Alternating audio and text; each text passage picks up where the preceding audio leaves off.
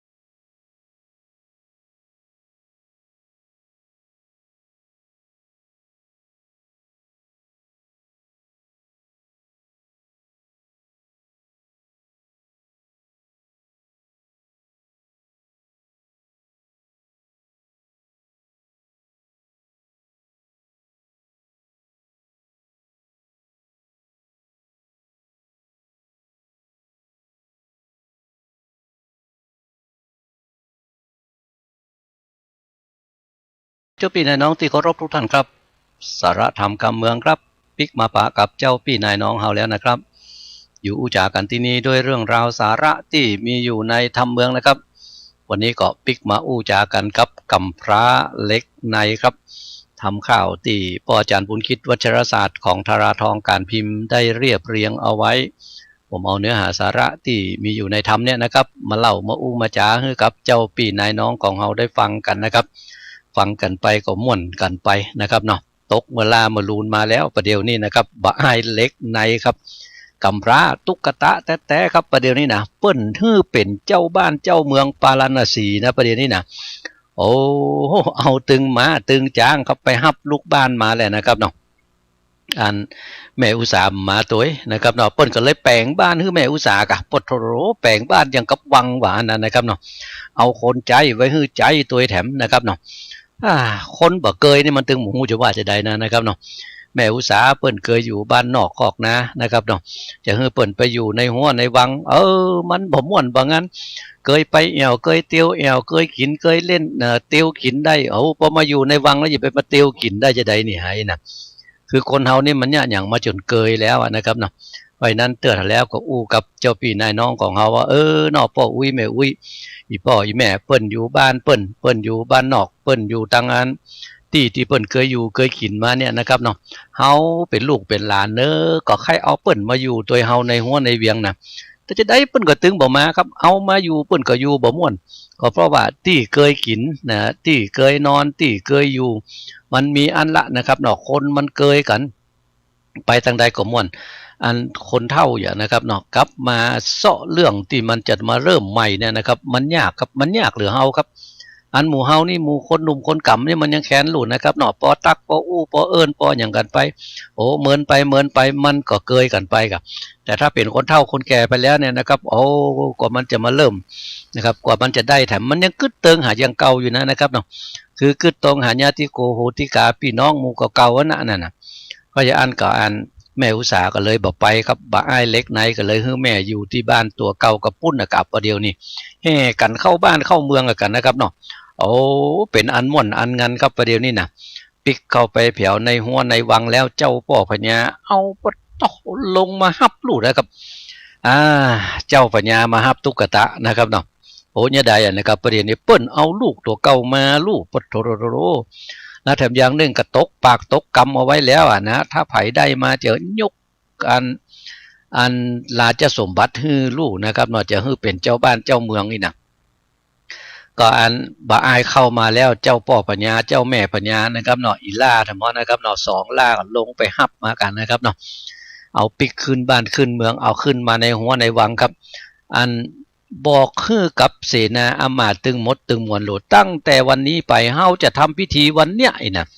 จะอุตสาพิเศษยกตัวของบ่อ้ายเล็กในฮื้อเป็นเจ้าบ้านเจ้าเมืองฮื้อสู่เขาทั้งหลายช่วยกันช่วยการช่วยงานเหมือนกับข้าเป็นเจ้าพญาเด้อนะ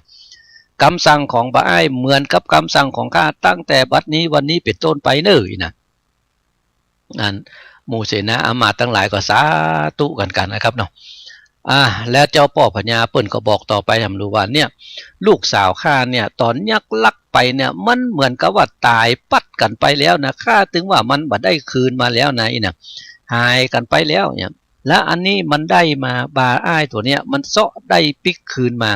เพราะฉะนั้นเนี่ยเหมือนกับคนฮื้อชีวิตใหม่กับตัวลูกสาวข้าเอาเตอะข้าจะยกลูกสาวของข้าเนี่ยฮื้อเป็นเมียของมันแถมนี่นะสาธุกันนะครับเนาะหมู่นั้นตึงมดตึงมวลก็จะหันตัวตึงมดตึงมวลกันนะครับโอ้ก็ดีกันนะได้คนลูกชายนะได้คนมาเป็นลูกชายแล้วยังบ่พอเตือนนะครับยกอันเนี้ยมันเป็นเมียเปิ้นแถมเนี่ยปตโรเด็ดเสียงตีละไอ้น่ะมันถึงบ่ได้คิดว่าจะเอาอันยังไปที่ไหนละไอ้น่ะเพราะอันยังเจ้าป่อพญาเปิ้นก็คิดจะดีนะครับเนาะประเดี๋ยวเนี่ยอันก็ป่อเมียแม่เมียเจ้าพญาโลดนะครับคือถ้าเอาอันยกมันคือเป็นเจ้าพญาบ่ได้เนี่ยนะครับยกบลาเล็กในคือเป็นเจ้าพญาบ่ได้นะมันก็ยังมันก็บ่ได้ดองกันไว้นะคือเรื่องที่ว่ามันจะมาใกล้กันโอ้มันก็เป็นเรื่องได้ยากแล้วนะครับเนาะแต่ว่าประเดี๋ยวนี้ได้มาเป็นลูกชายแถมนี่โอ้มันก็ซ้ำดีไก่นะและแถมอย่างหนึ่งพ่อพญาเปิ้นก็มาหันใส่ว่าไอเนี่ยมันเป็นคนที่อันมันหูมันลวกตนบุญโลยนะว่าจะอันเนี่ยตนหูตนลวกตนบุญเนี่ยถ้าว่าได้มาปกบ้านของเมืองได้มาเอาลูกสาวของเขาไปฝากผีฝากไข่กับเปิ้นเนี่ยนะมันก็จะอยู่สุขสบายมันก็จะอยู่ดีมีสุขต่อไปในวันตั้งหน้าไก่นะยกฮือไปตึงหมดตึงมวลกันนะครับเนาะตึงอันราชสัมปติของเปิ้นตึงหมดตึงมวลแล้วยังบ่พอเตือนยกลูกสาวฮือแถมเนาะบ่อ้ายก็ว่านะครับว่าโอ้ข้ามันเป็นตุ๊กตาเน้ออีนะกะตะกะเตอะอันยังกะจ้างเตอะอีนะประเดี๋ยวเนี่ยขอฮือได้พ่อบ้านพ่อเมืองเน้อตัวของอีพ่ออีแม่ก็เฒ่าก็แก่แล้วนะประเดี๋ยวนี้นะอีนะฮือช่วยกันพ่อช่วยกันก้อยกันแล้วกันเน้ออีนะหมู่ทหารตึงหมดตึงมวลยกมือไหว้สาวเป็นดีแตะว่าอีนะนะครับเนาะก็ได้อยู่ของบ้านของเมืองกันไปเนี่ยคนเฮานี่นะครับเนาะจะไปว่าเน้อนะครับว่าตุกนี่นะมันบ่ได้อย่างก้านี่ให้นะเป็นดีมีห้างนะครับเราเดี๋ยวนี้นะตุ๊กตาเป็นดีมีห้างนะก็เพราะว่าย้อนกับว่าเนี่ยบุญญาบารมีของคนเนี่ยนะครับเนาะมันว่ากันมาได้นะเปิ้นว่าลุนนะครับเนาะแข่งรถแข่งเรือแข่งกันได้แต่จะมาแข่งปุญญาบารมีวาสนาบารมีของคนเนี่ยนะมันแข่งกันมาได้นะครับเนาะนั่นนะแค่แหละอยู่หิมบ้านท่านนะแต่ก่อนก็ขอเข้าเฮากินอยู่อย่างนะอันเลี้ยงมันมาจนใหญ่อยู่โหพดมาประเดี๋ยวเป็นดีมีห้างเฮ้ยนะบ่อายเล็กในก็เหมือนเดียวกันเนี่ยครับเนาะได้เจ้าอันลูกสาวเจ้าป่อพญามาตัวได้เป็นเจ้าพญาตัวครับปกบ้านของเมืองปาลาณสีครับคนตึงมดตึงมวลกันปดเท่าโหนะครับเนาะม่วนงานกันแล้วนะครับนะได้ป่อพญามาแล้วหมู่ต่างบ้านต่างเมืองตั้งหลายครับหูข่าวอย่างอันแล้วเนี่ยนะครับเนาะก็ส่งเอาของอันอย่างตั้งหลายมาฮื้อกับเปิ้นว่าบอกว่าจะเป็นดอกไม้เงินดอกไม้คำนะครับส่งมาที่ปาราณสีครับเขาเจ้าบ้านเจ้าเมืองปาราณสีก็ม่วนครับบ้านไกลบ้านหิมก็ม่วนก็งั้นมันตึงมีครับข้าศึกศัตรูอย่างตั้งหลายภัยจะมาใกล้มาไกลนะเพราะอย่างนั้นนะครับเนาะข่าวที่ว่าเจ้าป่อพญาใหม่ปาราณสีเจ้าป่อพญาเล็กในเนี่ยมันมีของดีว่าอันน่ะแล้วของดีที่มันมีกับตัวนี่นะมันบ่ใช่กับว่าอันแก้ววิเศษอย่างเดียวนะเพราะว่าอันไปแปะพญายักษ์มาแล้วเนี่ยนะครับเนาะได้ดาบพญายักษ์มาทำรอดดาบสลีกันใจก็เป็นดาบวิเศษลูก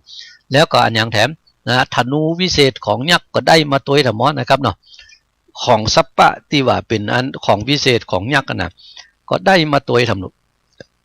นะครับได้มาแล้วก็เป็นอันหม่นอันงานอยู่บ้านอยู่เมืองกันไปโหก็อันนะค้างอันนำโคนเนาะพายก็อันบัวตองบัวตองลูกเจ้าป่อพญาปุ้นนะครับอันเมืองหงสาปุ่นที่ปุญยักษ์มันไปลักมาเอามาเป็นกู้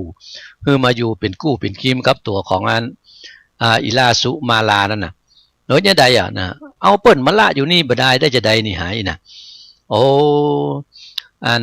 จะมาละไว้บ้านไว้จองพ่อแม่เปิ้นอยู่ทั้งบ้านพุ่นจะเป็นจะได้กันก็บ่ฮู้ตัวของบ่อ้ายเล็กในก็เลยบอกให้กับเสนาอมาตย์ทั้งหลายกับตึงเวลาแล้วประเดี๋ยวนี้เนี่ยเฮาจะเอาตัวของบัวตองไปส่งบ้านส่งเมืองนะประเดี๋ยวนี้นะ ขอให้สู่เขาทั้งหลายได้ช่วยกันพอบ้านพอเมืองก่อนเน้อนะอันฝากบ้านฝากเมืองไว้กับหมู่ตึงมดตึงมวลครับเสร็จเรียบร้อยแล้วก็ปาเอาตัวของบัวตองเนี่ยกันนะครับเนาะกับสุมาลานะครับเนาะพุ่นหลงอันสุมาลานี่ก็เหมือนต่างได้ไปแอวนะครับเนาะไปแอวหงสาพุ่นนะครับเนาะก็เอาขีบแอวไปนะครับประเดี๋ยวเนี่ยนะครับอันตอนที่อันลูกภาษาของเจ้าพ่อพญายักษ์มานั้นนะครับเนาะเอากอดแอวคนเพิกลุ่นนะครับประเดี๋ยวนี้ก็คือ2คนเนี่ยนะครับเนาะกอดแอวคนเพิกขนาดนะครับแล้วก็อันอมลูกแก้วสยองขึ้นฟ้าบนกานะครับเนาะประเดี๋ยวนี้บัจเจก็อมลูกแก้วอย่างเดียวแล้วนะครับสลีกันใจสปายตั้งหลังแถมนะครับเนาะธนูสิงกำตั้งหน้าแถมสยองขึ้นฟ้าปุ้นนะครับปุ่งหน้าไปไหนก็ไปปุ้นกะอันหงสาปุ้นนะครับเนาะพดไปจนเพียงหงสานะครับก็อันขึ้นวังของเจ้าพ่อพญาเมืองหงสาปุ้นกะโอ้อันปุ้นลูกสาว10 ปีมาแล้วนะครับเนาะที่ลูกปัดกันไปเนี่ยได้ปิกขึ้นมาได้มาปะหน้าปะตากันกระทำเรื่องข้าวกันแถมนะครับเนาะอดเอาแถมละนะครับเนาะเป็นได้อันยังได้กันนี่นะโอ้หูเรื่องหูราวตึงมดตึงมวลนะครับจากปากของบัวตองลูกสาวของตัวเก่าเจ้าพ่อพญาหงสาเปิ้นว่าลูกสาวเฮานี้เฮาก็คิดว่ามันตายไปแล้วไหนนะประเดี๋ยวนี้มีชีวิตอยู่หน่อยนะได้มาอย่างที่ก็เพราะว่าตัวของบาลาได้ช่วยมันนี่เลยนะเอาก็อันก็จะยกตัวของอันเนี่ยบัวตองเนี่ยเป็นเมียทั้งหมดนะนี่นะเอาไปตึกเอาไปกินเอาไปเป็นเมียเอาไปเลี้ยงเนี่ยไปพอไปควายเนี่ยก็แล้วกันเตยนะมันตายไปแล้วมันปิกคืนมาเหมือนเก่าเหมือนกับว่าตั้นไปจุบชีวิตของมันขึ้นมาเอาไปเตอะเอาไปอยู่ตัวเตอะอีกนะโอ้ผมมีเมียอยู่แล้วนะนี่นะมีก็ยิบเอาทั้งคนนึงจะไปเป็นยังไงนะก็ยังได้นะครับเนาะเปิ้นยกคือลูกนะครับเคเอาเริ่มซ้ำนะครับเนาะเอาทั้งคนจะไปเป็นยังเนี่ยนะก็เลยฮับกะนะครับเนาะพอฮับกรรมของเปิ้นแล้วเปิ้นก็กินเลี้ยงกินแขกแต่งงานครับอยู่ที่บ้านเมืองบ้านพุ่นนาหงสาพุ่นนะครับเนาะอยู่เมืองหงสาได้มาพอสมควรแก่เวลาแล้วอันบอกพอหายพอดีมาอันนั้นนะครับเนาะก็เลยล่ำลาเจ้าพ่อพญาปิกบ้านปิกจองกันนะครับปิกมาปาราณสีครับเอาถึง2 คนแอมข้างมาเหมือนเก่านะครับเนาะสยองขึ้นฟ้าก็ปิกมาปาราณสีกันนะครับเนาะโอ้เจ้าพ่อพญากับแม่พญาถึง2ครับอยู่พบบ้านคลองเมืองไปก็เป็นอันดีอันม่วนครับเจ้าบ้านเจ้าเมืองก็อยู่สุขสบายกันเพราะว่าศึกสงครามก็บ่มีนะครับเนาะโอ้คนก็ม่วนก็งันกันไปเนี่ยนะครับเนาะปุญญาบารมีครับที่ได้สร้างสมมาเนี่ยคือเจ้าพ่อพญาเล็กในปกบ้านของเมืองม่วนงันกันไปนะครับเนาะย่างฟังเพลงกันสักเพลงก่อนดีกว่าครับคำเดียวก็ปิกมาอู้จากันต่อครับม่วนแล้วจะเป็นจะได้กันแถมเองนะครับเนาะฟังเพลงก่อนครับเชิญเลยครับ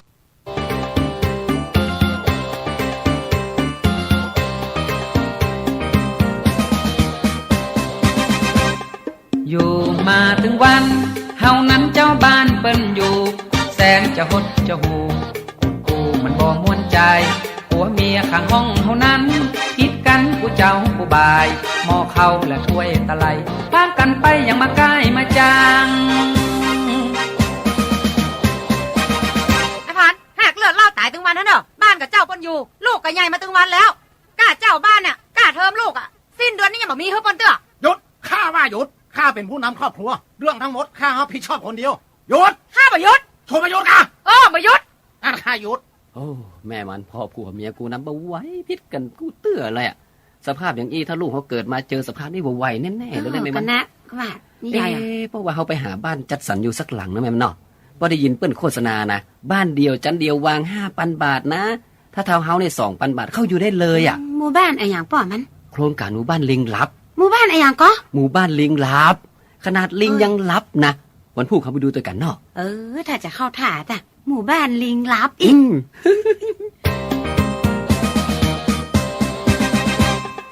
ใครอยู่บ้านจัดสรรเปิ้นนั้นโฆษณาว่าไฟฟ้าพร้อมน้ำประปาโทรศัพท์สายตรงหูหลังผ่อนสบายคนต่างเข้าไปก็กว้างลาแล้วบ้านเช่าน้องนางซื้อสักหลังคงจะม่วนดีสวัสดีครับมีผาอยู่ห้องครับโอ้ไผมาแม่มันน่ะโอ้พนักงานหมู่บ้านลิงลับแม่พอเหรอไปใช่สู โอ้พนักงานเปิ้นอย่างมาจ้างเลือกแต่พอหน้ายังอุลังอุตังแม่มัน แต่ ตายังเปิ้น ยังเปิ้นย่ำลิ้นจีพันเลิศอ่ะเหมือนจริงๆนะพออย่างลิงคลอดลูกมีอะไรอย่างมากะครับ เอาสวัสดีครับ ครับ คือว่าทางโครงการนี้ให้ผมมาเก็บค่าบริการ อ๋อได้ ค่าขยะ125 บาทครับ ค่าน้ำประปา1,200 บาทครับ ค่าสโมสรบัตต้องค่านำน้ำลงสระค่าส่วนสาธารณะฟรีแต่ผมรักษาความปลอดภัยดีรวมทั้งหมด 4,990 บาทครับค่าที่ผมเตียวมาแถม10 บาทครับ โอ้ตัวก็5,000นะกันนี่ ครับ โอ้กล้าบริการแปลงเหลือค่าเจ้าบ้านก็รู้นี่โอ้โหเนี่ยกับหมู่บ้านลิงลับอ่ะลิงลับก็ว่าข้าจะรับก่อนลิงเนี่ย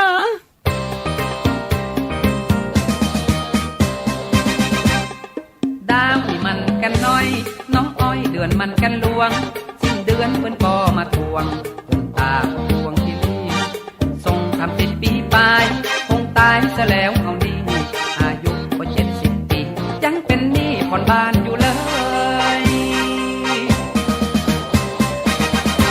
โอ้พ่อหนาติ๊บมาอย่างครับสบายดีกว่าครับ อ๋อ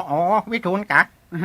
สบายดี แต่เป็นหนี่เปิ้นเฮา โอ้พ่อนานไหมอย่างครับธนาคารเนี่ยครับ ก็เรื่องบ้านจัดฉันน่ะกะ เอาเงินมาให้เปิ้นอีกแล้วนะ โอ้กี่ปีแล้วครับพ่อนานถ้าจะปล้นแล้วก็ได้ยินข่าวว่าซื้อจัดเมินแล้วเนี่ย ก็นั้นนะบึดเลยบึดวิดอยู่ฮะ จักเว้าบ่ถึงหลังเขา จักหน้าครับพ่อนาน จักหน้าบ่ถึงหลังอันแล้ววิทูลเนาะมาอย่างหยังนี่ ก็เอาก้างงวดบ้านเนี่ยก็มาให้เพื่อนนะพ่อนาน เอาอันบอกอดเอาเถอะลูกหลานเฮ้ยพอลุงนี่เป็นตัวอย่างนี่ ดิ้นล้นต่อสู้มาสมัยอายุ6 ขวบแล้วเนอะ โอ้พ่อนานเนี่ยกันตั้งแต่อายุ6 ขวบแล้วค่ะ บ่ใจสมัยลุงเป็นละอ่อนนี่หูลุงเป็นบอเป็นน้ำนวกอีแม่เอาปีกไก่ผ่านดิ้นจ้องดิ้นจังเขาวิทูล ดิ้นล้น อันแล้ววิทูลเนาะอยู่บ้านหยังอ่ะ ผมอยู่หมู่บ้านโครงการหมู่บ้านพรพิงสันทรายเนี่ยครับแล้วพ่อนานอยู่ไหนครับ อันอยู่โครงการหมู่บ้านลิงลับนะกะขนาดลิงยังลับบัดเดี๋ยวนี้เป็นปัญหานะปัญหาว่ากลัวลุงจะลับก่อนลิงนะ จกดีนะไว้เธอเด้อ โอ้พี่อย่างพ่อนาน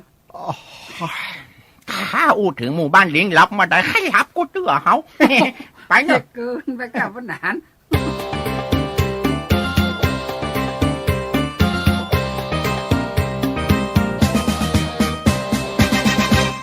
นะครับเราฟังเพลงกันไปแล้วปิกมาอู้จากันต่อครับสาระธรรมกำเมืองผมวิโรจน์อินทนนท์กำลังอู้จากับเจ้าปี่นายน้องของเฮาในช่วงเวลานี้กันอยู่นะครับ FM 104.50 คลื่นเพื่อการศึกษาพระพุทธศาสนาและวัฒนธรรมวัดฝ่ายหินอำเภอเมืองจังหวัดเชียงใหม่ครับเป็นแม่ข่ายถ่ายทอดเสียงนี้ไปต่ำตั้งสถานีวิทยุเครือข่ายกัลยาณธรรมหลายๆสถานีด้วยกันขอบคุณสถานีวิทยุกู้สถานีครับที่ได้เอื้อเฟื้อให้รายการสาระธรรมกำเมืองออกอากาศให้กับเจ้าปี่นายน้องของเฮาได้ฟังกันนะครับม่วนงันกันไปครับปกบ้านครองเมืองไปสั่งสอนเจ้าบ้านเจ้าเมืองตั้งหลายไปเปิ้นว่าหมู่เจ้าบ้านเจ้าเมืองอันอื่นนะครับนอกเจ้าป่อพญาอันอื่นที่เปิ้นมาหานี่นะโอ้ลึกๆลักๆนะครับเนาะอันนี้ก็เลยเนี่ยได้นะครับเนาะก็ยกบ้านยกเมื่อบัดใจอันสั่งสอนหมู่เจ้าป่อพญาตั้งหลายหมู่นี้ก็โอ้สู่ตั้งหลายเฮ้ยปกบ้านครองเมืองนี่นะมันบัดใจว่าจะปกไปด้วยเดชอย่างเดียวไหนนะมันจะต้องมีคุณตัวจะต้องอยู่ในตั้งอยู่ในตสพิธราชธรรมวานะตสพิธราชธรรมอันยังนะครับ10ประการเนี่ยนะหมู่เนี่ยสู่เขาจะต้องมีเน้อนะตานังสีลังปริจากังอาจจะวังมัตวังตาปังคือเป็นเจ้าพญาเนี่ยนะจะต้องมีทานจะต้องมีศีลนะเปิ้นก็สั่งสอนกันไปกันนะครับเนาะมีการมันต่างบุญนะกำจูอุดหนุนบริจาคอันอย่างฮือกับคนทุกคนอยากสาธารณประโยชน์อันอย่างตั้งหลายอย่างนี้หลายเปิ้นสอนอยู่นะครับเนาะอันนี้บ่ใจก็ว่าปกบ้านครองเมืองตัวเก่าตัวนั้นนะครับเนาะบ้านเมืองอื่นที่เปิ้นมาเนี่ยนะครับก็ช่วยสั่งช่วยสอนกันตัวหมู่นั้นได้รับคำสอนที่ดีแล้วเนี่ยนะครับเนาะก็ช่วยกันเนี่ยช่วยกันแปลงช่วยกันทำตามอันนั้นนะครับเนาะก่อนเนี่ยฮือบ้านฮือเมืองทั้งหลายเนี่ยนะครับอยู่สุขกับทีนี้เจ้าบ้านเจ้าเมืองปกครองดีนะครับเนาะ บาเต็กบาเทงบานเดงบานนีบเขาเนี่ยนะครับเนาะเขาก็ม่วนก็งานครับนะเปิ้นว่าขโมยขโจรก็บ่มีบ้านเมืองก็อยู่สุขสงบร่มเย็นกันไปน่ะหมู่นี้ตึงมดตึงมวนครับตึงเจ้าพ่อปัญญาแม่ปัญญาอยู่กันไปแล้วเนี่ยนะครับเนาะม่วนงานกันไปจนเสี่ยงอายุไขของตัวเก่าครับตายกันนะครับเนาะเสี่ยงอายุไขก็ตายกันแต่ว่าด้วยบุญกุศลที่ได้เนี่ยได้สร้างได้แปลงเนี่ยนะครับเนาะตายไปแล้วกับปุ้นนะครับเอาตนตัวไปเกิดบนจันฟ้าเลิศตาวติงสาปุ้นนะครับเป็นที่หมายตึงมดตึงมวลนะครับเนาะเนี่ยคนดีนี่นะครับเนาะเนี่ยดีนะครับเนี่ยดีกึดดีอูดีนะครับอย่างที่มันเป็นสิ่งดีๆตึงมดตึงมวลเนี่ยตายแล้วไปเกิดปุ้นนะครับเป็นเปบุตรเทวดาปุ้นนะครับตาวติงสาเป็นที่หมายนะครับเนาะพระพุทธเจ้าเอาทำเรื่องของกำพร้าเหล็กในมาเล่าให้กับตู้เจ้าทั้งหลายฟังนะครับเนาะย้อนกับว่าตู้เจ้าทั้งหลายได้มาอู้มาจ๋าเกี่ยวกับเรื่องของยโสธราว่าพระพุทธเจ้าไปบวชแล้วเนี่ยนะก็ยังฮักอยู่ไปได้ฮักอันปล้ำปเลือหายนะซึ่งอันนี้พระพุทธเจ้าก็เอามาเล่าให้ฟังแล้วนะครับเนาะตู้เจ้าทั้งหลายได้ยินได้ฟังกันก็สาธุด้วยกันไปนะครับเนาะทีนี้มันจะมีอย่างนี้ครับว่าในเวลาที่เป็นชาดกเนี่ยนะครับมันเวลาที่มันเป็นชาดกหรือว่าทำข้าวนี่นะในเวลาที่เล่าจบแล้วเนี่ยนะพระพุทธเจ้าก็จะมาเปิ้นห้องว่ามาสรุปเรื่องราวแต่ปางเก่าปางหลังนั่นนะกับในชาติปัจจุบันเนี่ยให้กับตู้เจ้าทั้งหลายได้ฟังทำหรอกพระพุทธเจ้าก็เลยมาเล่าให้กับตู้เจ้าทั้งหลายได้ฟังว่าอันว่าจายทุกกตะจาดคนผานพ่อเจ้ากุมารบ่เศร้าตายละลูกเต้าและเมียแปลงเพื่อวิบากแฝงมาไข่กรรมเว้นไล่เติงตันบ่ใจปุกกำลังผู้ใดอื่นคือหากมาได้ป้อแก้วจื่นสัทธาจื่อสุดโทธนะพิตาในกาละบัดนี้อันนี้ป้อของบ่อายตัวนั้นเนอะนะครับเนาะบ่อายเล็กในนะครับเนาะส่วนว่านางจอมใจพองแผ้วอุสาแก้วคนผานแสวงขอตานบ่ขาดจุเมื่อหากวันยามเป็นแม่กุมารน้อยนอกำพร้านอเล็กในบ่ใจภายในสักหยาดบัดนี้หากไข่จาคือหากมาได้นางสลีมหามายาในกาละบัดนี้แลอันนี้แม่นะครับแม่พระพุทธเจ้านะพ่อสุโธธนะครับแม่มหามายานะครับเนาะและยักษ์มันจะยักษ์เถอะเอานั่นก่อนวิรูปะคะก่อนนะครับวิรูปะคะอันตีพญานาคงอนแดงนั่นนะครับเนาะมาเสาะสอดยังโลกมนุษย์แล้วก็มาโดนไอ้เหล็กในนั่นนะครับเนาะไปตั้งแหลมนะครับเหล็กในก็เลยไปปักใส่หัวมันนะครับเนาะผมเกือบตายนะครับเนาะเอาปิกไปบ้านไปจองแล้วบ่ไอ้เหล็กในไปช่วยยาฮื้อนี่นะครับบ่ใจไผที่ไหนคือหากมาได้สาลีพุทธตนฉลาดมีปัญญามากหลายโลนะครับปุญญกยักษ์โขโนเง่าใบกินสัตว์เลี้ยงไส้เป็นอาหารสอดดงดานและมนุษย์เขตพบนางแก้วเตศสุมาลาเกิดโลภาใครได้ลักเอานางหน้าไทยจากไปนาน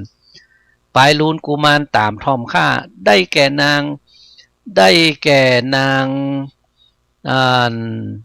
ไม่ใช่ได้แก่นางกันนะครับเนาะได้นางนอล่าคืนมาบ่ใจไผนาสักหยาดคือเทวตัดหากใจดำมาบวชร่วมตถาคตกูเจ้าอันนี้ก็บอกคือฟังกันว่าอันนี้ไม่ใช่ไผปุญญกนะมันนะเทวตัดนะเนี่ยเทวตัดนี่นะครับเนาะมันมีอีกครับว่าในชาดกเนี่ยนะครับถ้าอันใดบ่ดีนี่นะพอใจคนใดบ่ดีเนี่ยนะครับมันก็เทวตัดนะครับเนาะถ้าว่ามันยิงคนใดบ่ดีนี่ก็จินจา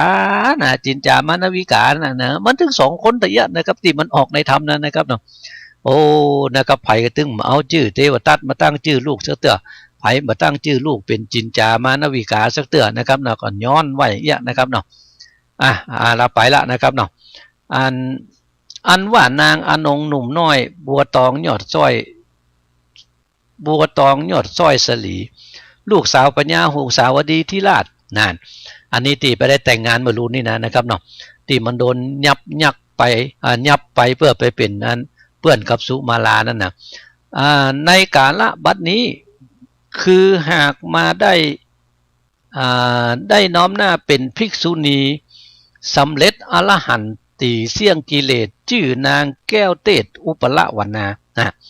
อันนี้ อันนั้นเดินนะครับบัวตองเดินนะครับเนาะบัวตองได้มาเป็นอุปละวรรณาส่วนพระปิตาตนป้อแห่งนางน้อยนอสุมาลาเป็นปัญญาเสวยราชในเมืองแก้วอาจบุรีปาลาณสีนั้นไซบัดนี้ได้บวชเป็นภิกษุสังฆะถือวัดตั้งบ่เศร้าเป็นลูกศิษย์พระเจ้าชื่อว่ากัสสปะนะอันนี้พ่อของอันนั้นนะครับเจ้าพ่อพญาปาลาณสีนะครับเป็นมหากัสสปะเนิ่นนะครับส่วนว่าแม่ล่ะนะครับแม่ลาจะมารดาตนแม่มีจิตแผ่เมาวนเหตุลูกตนปัดพรากผ่าศจากไปนานเมินบ่นาน10 กว่าปีนะครับอันนั้นก็คือหากมาได้วิสาขามหาอุปาสิกาผู้ประเสริฐศรัทธาดีเลิศอุปถัมภ์ในศาสนาบ่ได้ขาดนะครับอันนี้นะแม่นะครับแม่อันสุมาลาให้มาเป็นวิสาขาเนิ่นนะครับเนาะส่วนว่าเจ้าสลีโอรสธิราชลูกพระบาทราชาประสูติจากคันมารดาแม่เจ้าสุมาลาเกาเงาเตวีโหมีลูกเฮ้ยนะครับเนาะอยู่ด้วยกันมาเนี่ยจนมีลูกนะครับเนาะอันสุมาลามีลูกนะครับแล้วลูกของสุมาลานั้นไซคือหากมาได้เจ้าลาหุนน้อยกุมารที่ได้ออกบวชโดยมรูนว่าอันนั้นนะครับสุมาลาส่วนว่านางสุมาลาลาดเป็นลูกเต้าอาจปาลาวิบากหนามาไข่นำผุงไพร่แอวส่วนอุยญาณกำบันดาลลอดเข้านางนอนเน่าใส่ญานอนเด็กมาจรบ่เศษคณะนั้นพรายยักษ์เพศผีเข็นได้ตะเวนมาจวบเกิดความฮักพรวดขึ้นในใจลักอุ้มไปอยู่ปราสาทเขตนิวาสของมันปลายลูนโพธิสัตว์เจ้าตนฉลาดได้รับอนุญาตโดยหาภาพยักษ์ขาแปะแล้วนำนางหน่อแก้วคืนมาได้เป็นอักจายาแห่งเจ้าสร้างสืบเล่าแตนเมืองคือหากมาได้นางยะโสธราปิมปาแม่เจ้าฟ้าลาหุนในกาละบัดนี้นี่นะครับเนาะก็ได้ปิกมาเป็นอันยโสธราเนอะนะครับส่วนว่าอัญญกุมาโลส่วนนอพุทธังกูลกำพร้าป้อจายน้อยนอเล็กในเป็นลูกไพร่ไตคนทุกข์ยากหิวลำบากเหลือทนมีปิตาคนก็ตายจากยามน้อยละเจ้ายอดซอยอยู่กับมารดาขอเลี้ยงอัตตาบ่ขาดอุปถากจุวันยามปลายลูนได้พ้นผ่านกันยากกรรมวิบากหมดไปถึงปราพระใจใส่สว่างหน้าขึ้นเป็นเจ้าฟ้าเหนือหัว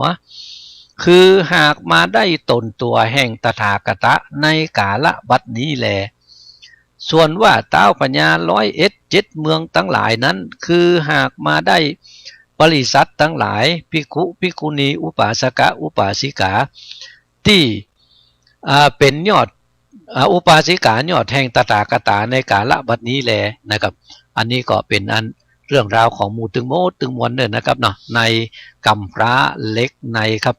ตุมเหมเปาวันตาตั้นตั้งลายหนุ่มเทาตึงภิกษุเจ้าหมู่สังฆังตั้งใจฟังมาตลอดยังจาดกยอดนิทานธรรมแต่กันปัทมังผ่องแผ้วมาถึงแล้วผูกปลายเป็นนิยายของเก่าโบราณเล่าแห่งศรัทธาได้วิสัชนาไข่บอกคติสอดสอนใจเนติไปนาแก่ฝูงเจ้าคาวันหลังนรานังหลายหลากบางพ่องก็เป็นนักปราชญ์อาจารย์สมองบานปลอดโปร่งปัญญาลงเข้าใจล้างพ่องอุปนิสัยก็พอไปได้มันฟังมันไกลก็หูเหมือนกันแต่ข้อสำคัญอย่าประมาทมันเข้าสู่นักปราชญ์เมธีไต่ความคลีหือตั้นสอนบอกเตี้ยงจักเป็นมักกะปลานยอดกับตนบ่เสียที่เป็นคนอยู่โลดจักมีประโยชน์นักหลายเหตุนั้นการคงควายหาความดีใส่ตนจัดใจเมื่อมีชีวิตไว้ไต่เตี้ยวดินเป็นต้นว่าหือตานรักษาศีลอบรมเล่าภาวนาอย่าใจไก่ยังพุทธบาทมันอุปถากแก้วตั้ง3นำเอาลูกหลานเข้ามาบวชเฮาเฮียนเขียนสวดในศาสนาสืบต่อวัดว่าไปนาย่อมเป็นคุณกาวันหลังและนา นิติตังขีญาสังวันนาวิเศษจาห้องเหตุกำพระเล็กในก็บังโก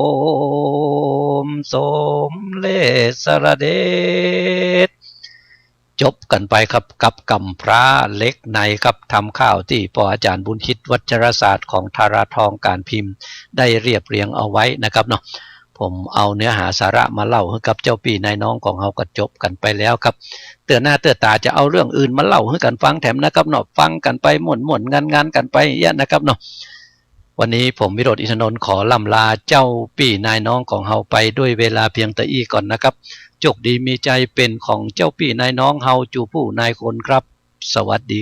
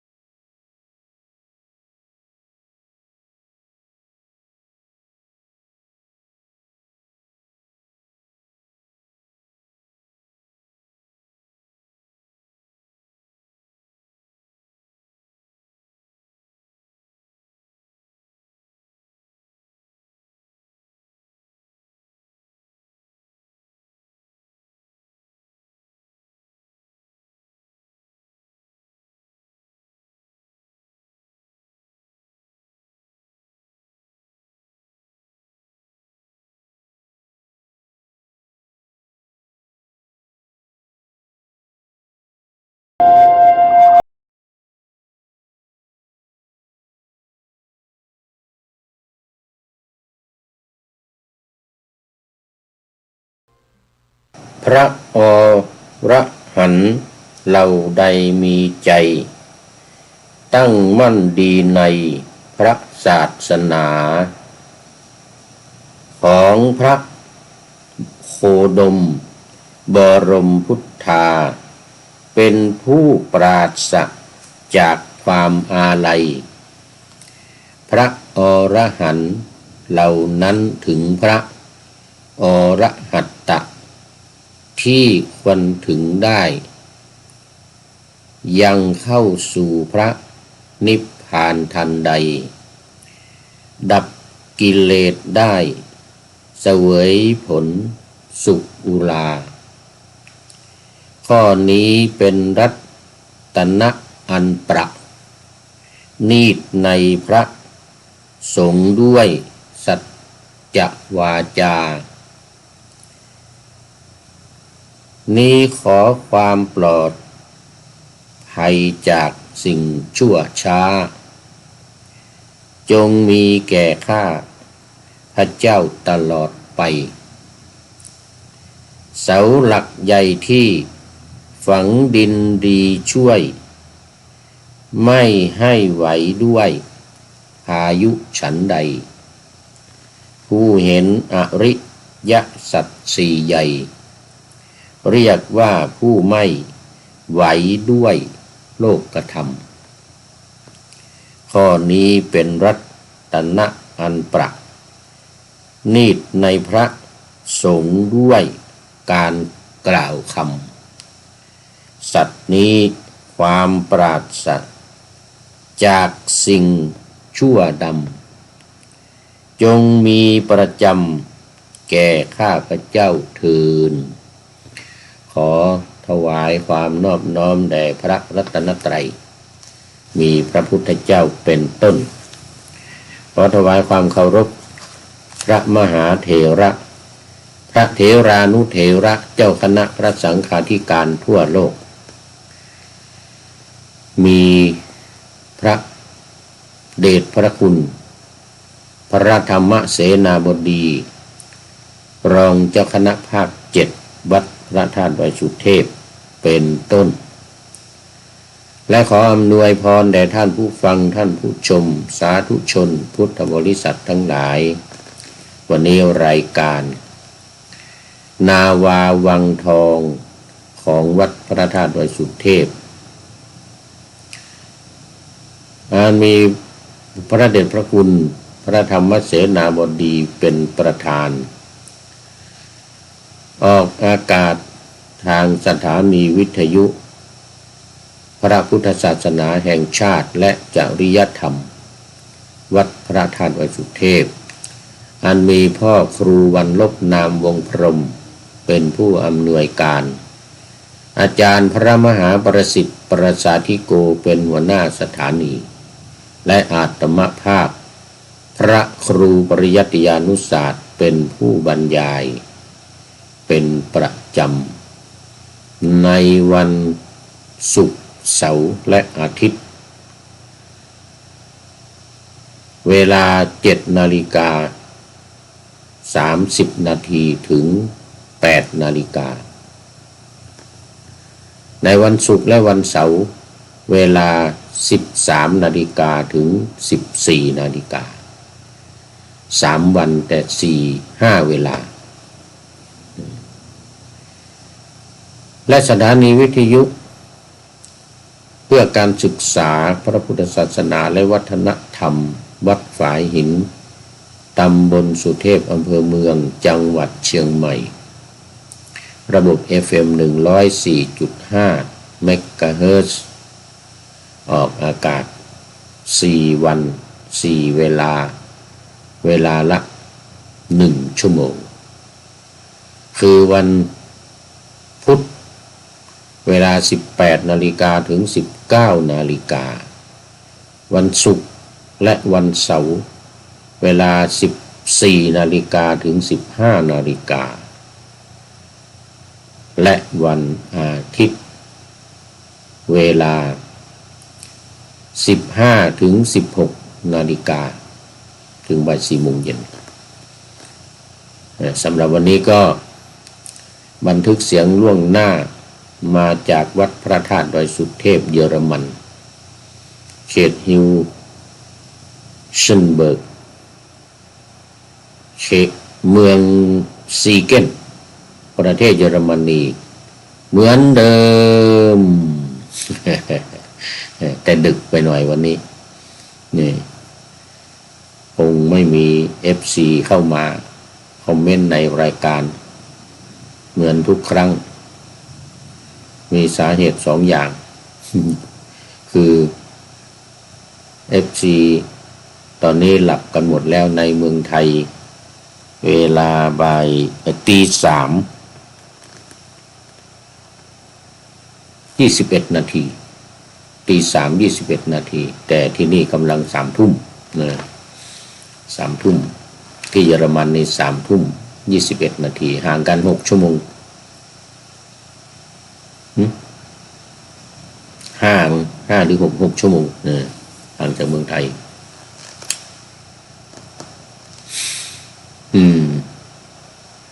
ถามว่าเมื่อกี้ข้อ 1เนาะข้อที่ 2Facebook นี้โปรไฟล์นี้ เนี่ยเทพบุญสวัยนะมีสมาชิกหรือมีผู้ติดตามน้อยไม่ค่อยมีคนรู้จักตั้งไว้นานแล้วแต่ว่าไม่ค่อยได้ใช้ส่วนใหญ่จะใช้สวัยเทพบุญแต่ว่าตอนนี้มีปัญหาเข้าไม่ได้เรื่องเดี้ยงเลยจะต้องไปซ่อมก่อน บางทีก็ไม่ต้องซ่อมมันดีขึ้นมาเองอย่างเมื่อครั้งที่แล้ว อันนี้ก็เทพบุญสวัยกลับกันจากสวัยเทพบุญหนึ่งเทพบุญสวัยสอนโรมันนะที่ใช้เขียนภาษาอังกฤษเทพบุญสวัยท่านผู้ฟังที่จะกรุณาช่วยกดไลค์กดแชร์ต่อไปก็จะเป็นการดียิ่งจะต้องขอบพระคุณยิ่ง ตามโอกาสตามเวลานะตามโอกาสตามเวลาตอนนี้ก็ยอมผีหลอกไปก่อน เพราะมันดึกแล้วเหตุผลที่ต้องบันทึกนั่นก็คือหนึ่งจะต้องตุนไว้เผื่อไว้ในวันพรุ่งนี้คือวันที่14 15 16จะเตรียมงานมีงาน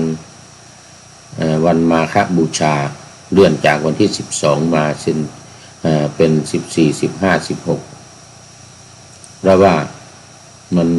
เป็นวันเสาร์อาทิตย์เตรียมงานตั้งแต่วันพรุ่งนี้ไปวันที่14วัน15อาทิตย์15วันเสาร์16อาทิตย์ในช่วงนั้นก็จะไม่มีเวลาในการบันทึกเสียงในการไลฟ์สดละจะต้องเตรียมงานดำเนินงานการทำบุญการเวียนเทียนการปฏิบัติธรรมกรรมฐานสำหรับญาติโยมที่จะมาบวชชีพราหมณ์มาบวชชีพราหมณ์ปฏิบัติธรรมกันก็จะไม่มีเวลาในการที่จะบันทึกดังนั้นจึงจะต้องตุนไว้ล่วงหน้าก็นี่ตุนไว้เยอะแล้ววันที่14 15นี่นะ14 15 16 3วันนี้จะต้องตุนไว้ก่อนละจะไม่มีเวลาบันทึกแล้วนะเอาละสำหรับ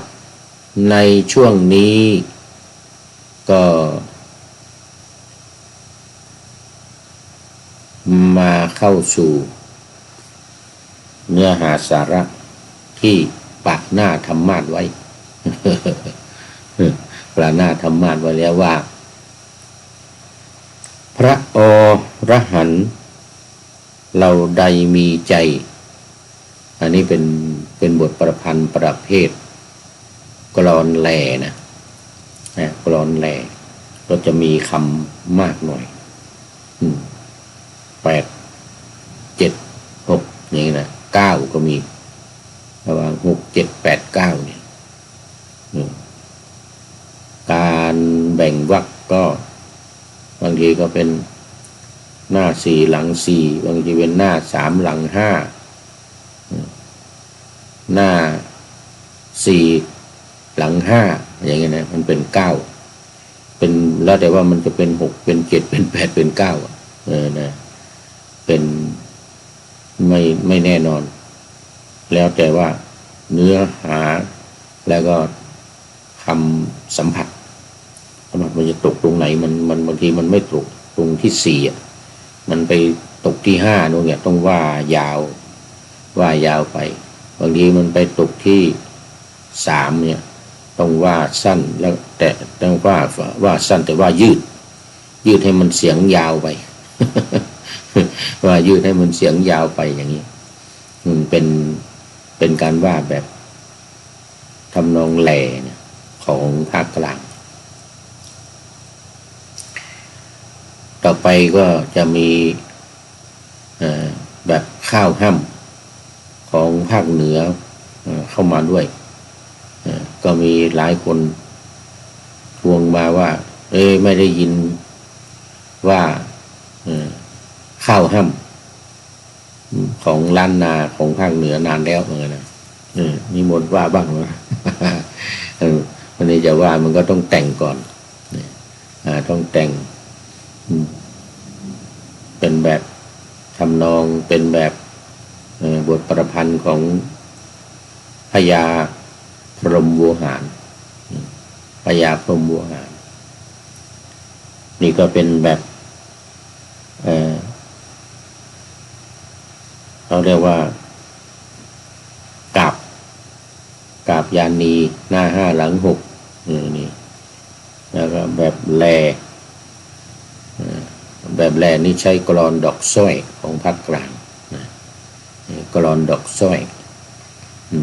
หรือกลอน4หน้า4หลัง4มี8คำเหมือนกันแต่ไม่ใช่กลอน8นะถ้ากลอน8ก็จะสัมผัสเป็น232 233ขอไป323ส่วนใหญ่ถ้าเป็นกลอน8จะเป็น323จะมีบ้างถ้ามันมี9คำ333ส่วนใหญ่ก็ถ้ากลอน8อย่างเคร่งครัดจริงๆก็จะเป็น323ถ้าเป็น9มันก็จะกลายเป็นกลอนตลาดเป็นกลอนตลาดไปก็มีหลายประเภทหรือโครง4สุภาพโครง4สุภาพแบบตำรับของภาคเหนือภาคกลางนี่ก็เอาไปจากภาคเหนือนะโครง4สุภาพเนี่ยภาคเหนือเรียกว่ากะโลงภาคกลางเอาไปเขียนเป็นโครง4สุภาพเพิ่มคำว่าสุภาพเข้ามาทางภาคเหนือเพียงแต่ว่ากะโลงเท่านั้นเองกะโลงพอไปภาคกลางเอาไปแต่งไปเขียนภาคกลางก็เรียกว่าเป็นโครง4สมมติแต่วันมี4บาทมี4 บาท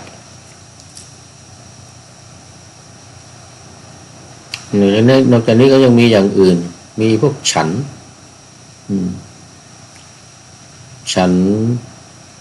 ก็มีหลายอย่างผู้ชงประหยัดอย่างนี้เป็นต้นแต่อันนี้เป็นกลอนแหล่ที่ทศพลหิมพานต์หรือพระเทศแหล่มหาเวสสันดรชาดกหรือแลนอกแลเรื่องราวธรรมะต่างๆนิทานชาดกต่างๆนิทานอื่นๆเป็นการแลเป็นกลอนแลของภาคกลางอย่างเนี้ยพระอรหันต์4เราใดมีใจอันนี้หน้า4หลัง48ตั้งมั่นดีในพระศาสนาหน้า4หลัง4ของพระโคดมบรมพุทธาหน้า4หลัง4เป็นผู้ปราศอันนี้นี่3หน้า3แต่ออกเสียงเป็น4ปราศของผู้ปราศจากความอาลัยหน้า3หลัง4แต่ออกเสียงเป็น4พระอรหันต์เหล่านั้นถึงพระอรหัตตะอันนี้ต้องออกเป็นอะนะเป็นภาษาเป็นบาลีอรหัตตะที่ควรถึงได้ ยังเข้าสู่พระนิพพานทันใดดับกิเลสได้เสวยสุขอุราเนื่องจากว่ามันเป็นคำสองคำที่ออกเสียงเป็นหนึ่งสองพยางค์เสวยผลมันก็เลยกลายเป็นสามเสวยผลสุขอุราอันนี้หน้าสี่หน้าสามหลังสาม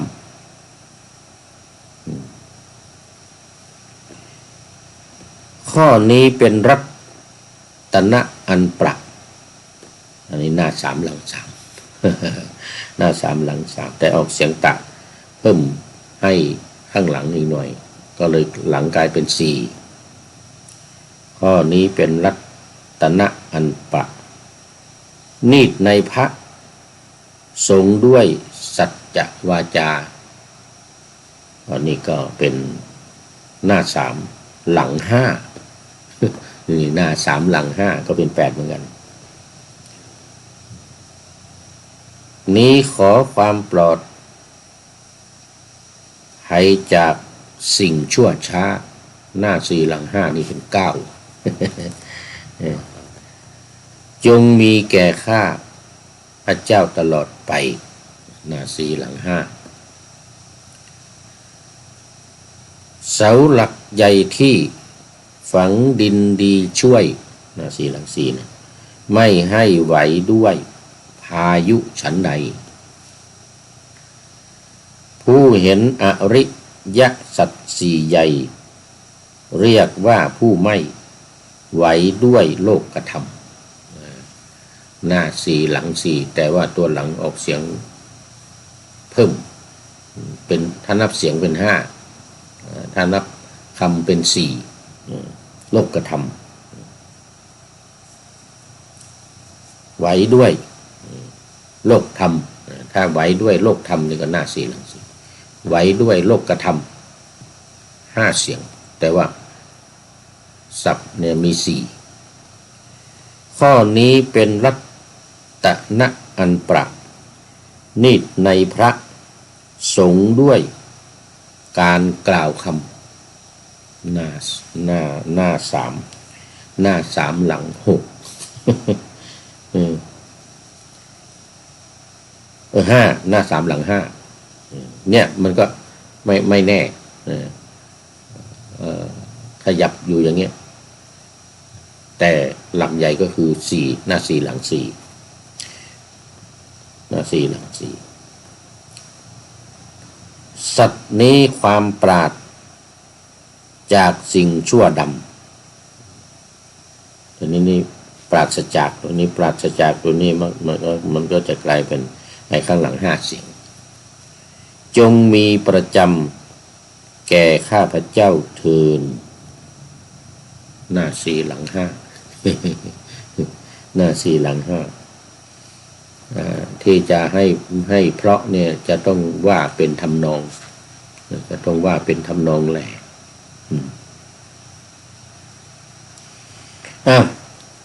แม่มาพูดถึงเนื้อหาของเรื่องวันนี้นี่อยู่ในข้อที่ว่า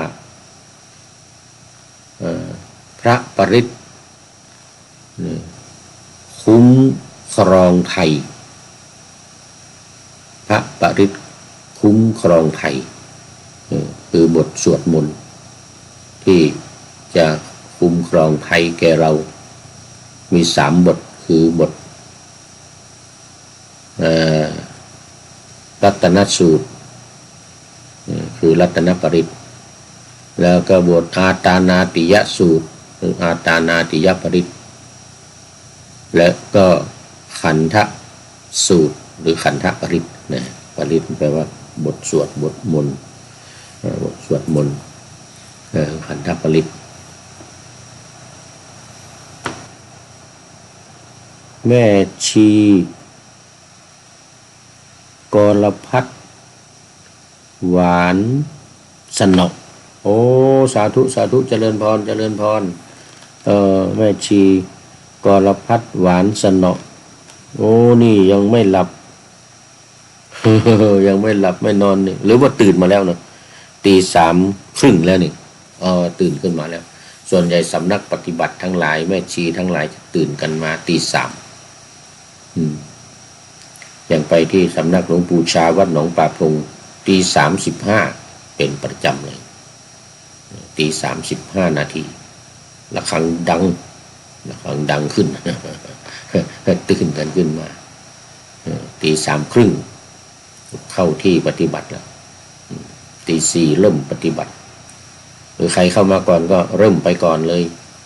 ตี3:30นี่นะใครเข้าห้องปฏิบัติก่อนก็เริ่มปฏิบัติก่อนวันนี้แม่ชี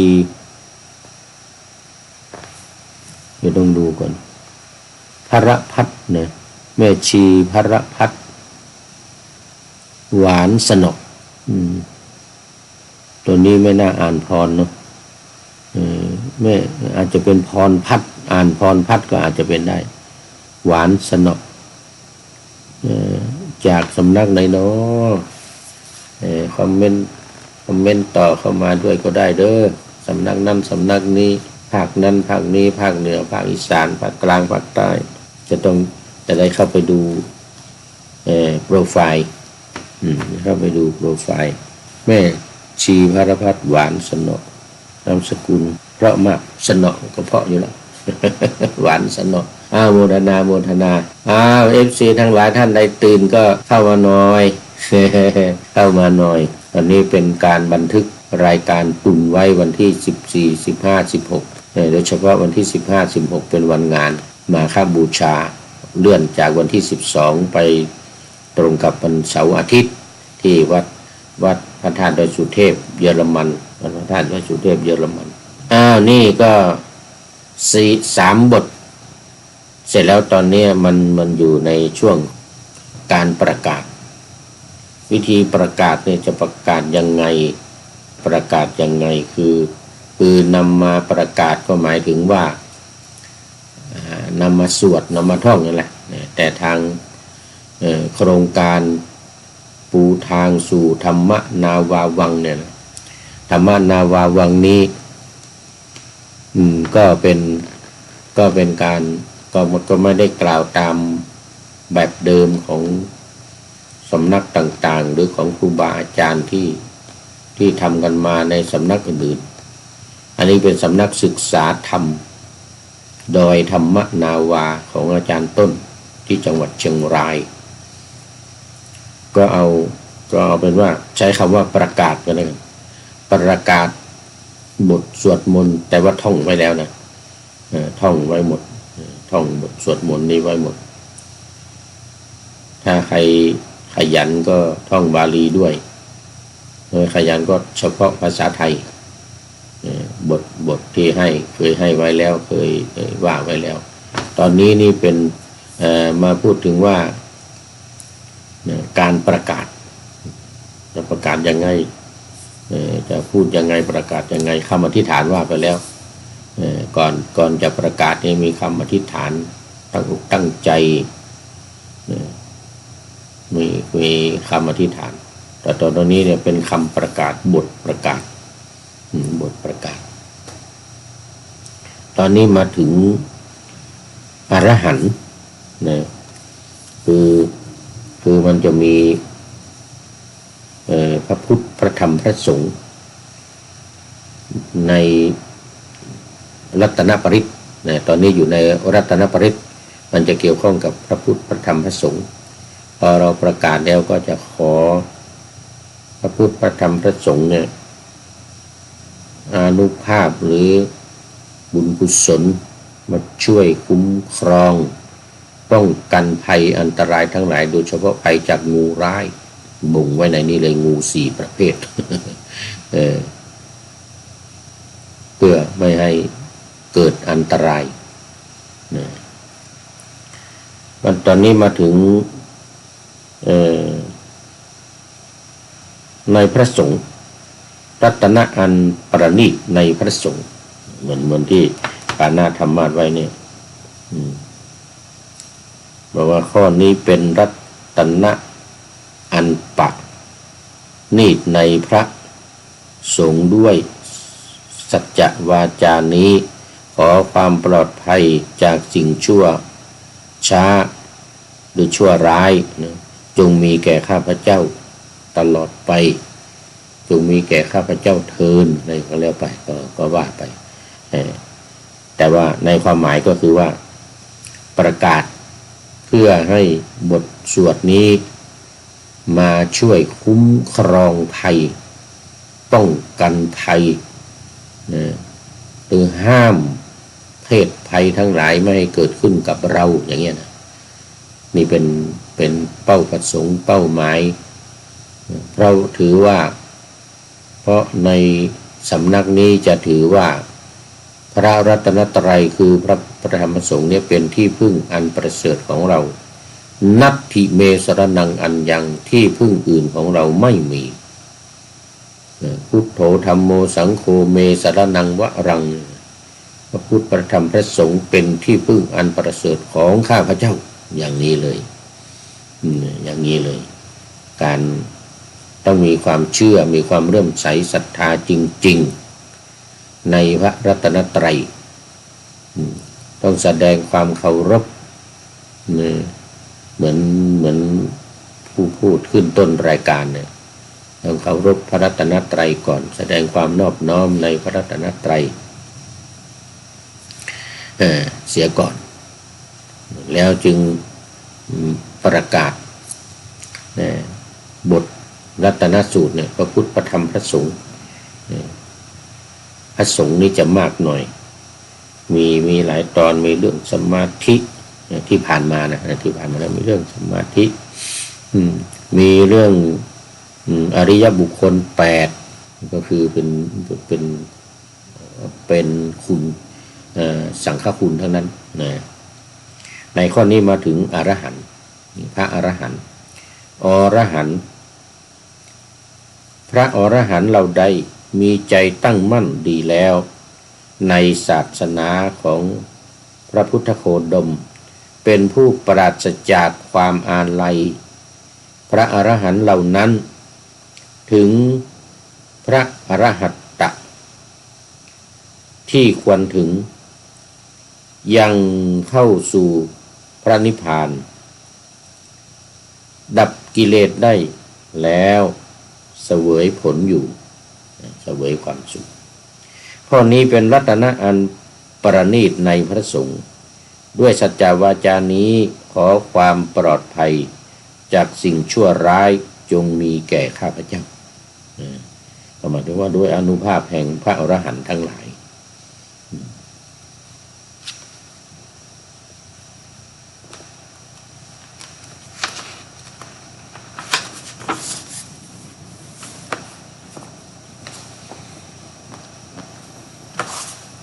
เสาหลักใหญ่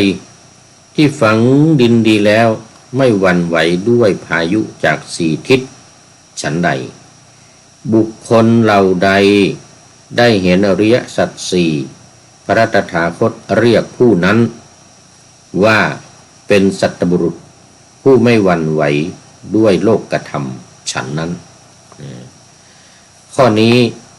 เป็นรัตนะอันประณีตในพระสงฆ์ด้วยสัจจวาจานี้ขอความปลอดภัยจากสิ่งชั่วร้ายจงมีแก่ข้าพเจ้า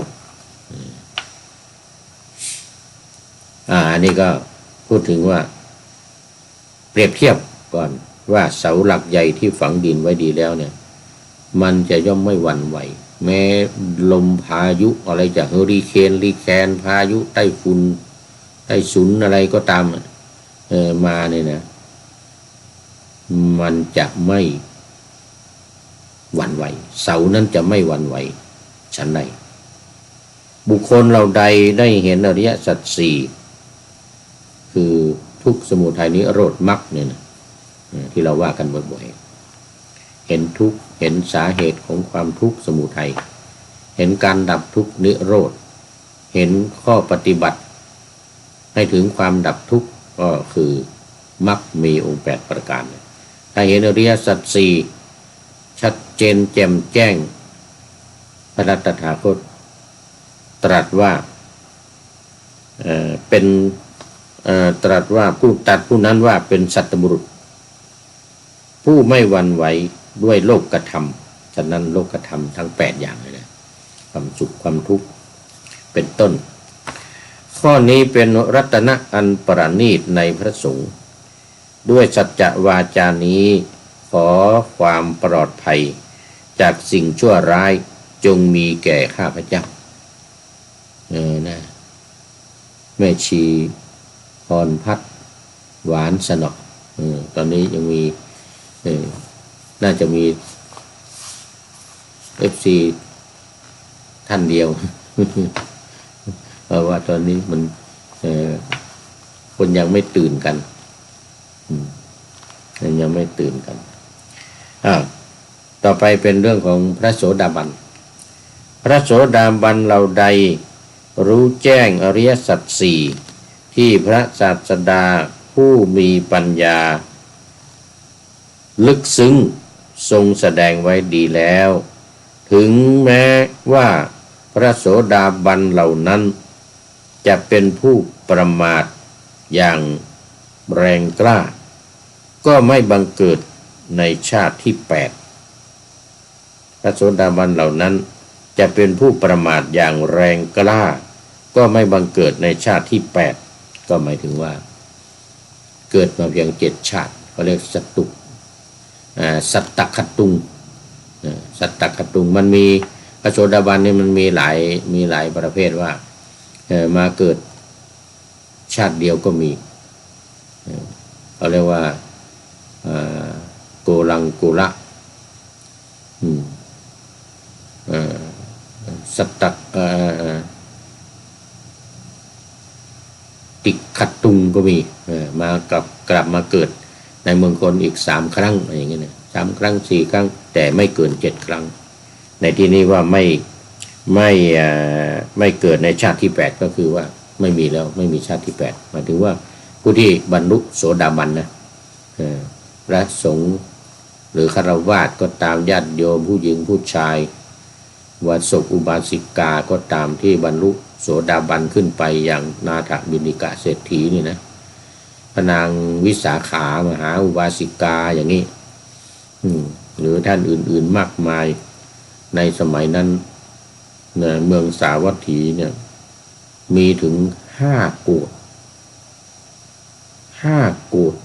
ก็คือ1 โกฏเนี่ยก็คือ10 ล้านก็หมายถึง50 ล้านโสดาบันสกทาคามีอนาคามีนะเหล่านี้นะที่ไม่ยังไม่ถึงอรหันต์ถ้าถึงอรหันต์ก็บวชต้องออกบวชถ้าไม่ออกบวชก็อยู่ได้ภายใน7 วันอยู่ไม่เกิน7 วันถ้าอยู่กับญาติโยมอยู่กับลูกกับเมียอยู่กับผู้หญิงผู้ชายพระอรหันต์นี่นะจะไปอยู่รวมกับลูกกับเมียอยู่พระอรหันต์ที่ไม่ได้เหมือนพระเจ้าสุโธทนะ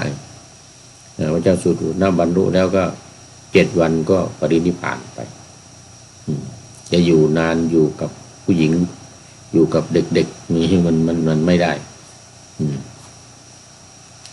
ข้อนี้เป็นรัตนะอันประณีตในพระสงฆ์ด้วยสัจจวาจานี้ขอความปลอดภัยจากสิ่งชั่วร้ายจงมีแก่ข้าพเจ้านี่เป็นการประกาศนะการประกาศอย่างนี้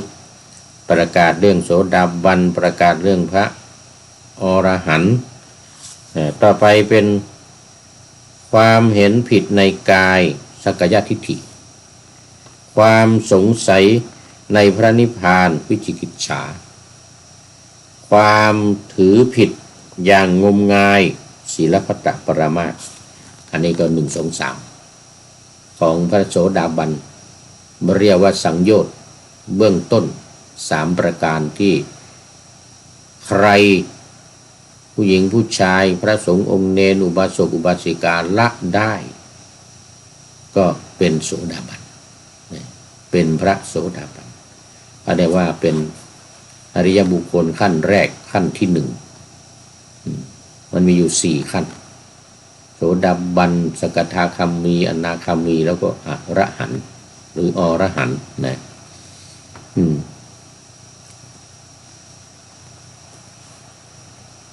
อย่างใดอย่างหนึ่งมีอยู่สังโยชน์ธรรมเหล่านั้น